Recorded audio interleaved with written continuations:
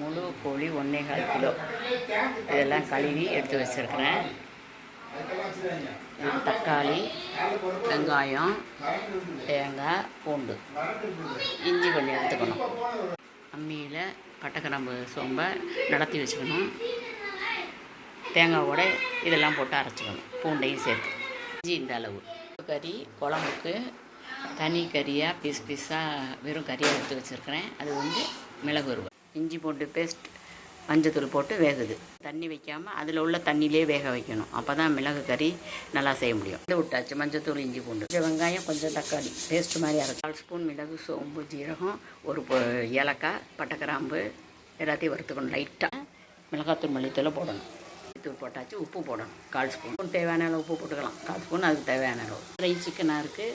வெங்காயம், தக்காளி paste, cornflour powder ஒரு 1/2 ஸ்பூன். Chicken ready. செம்ம டேஸ்ட்டாக இருக்குது.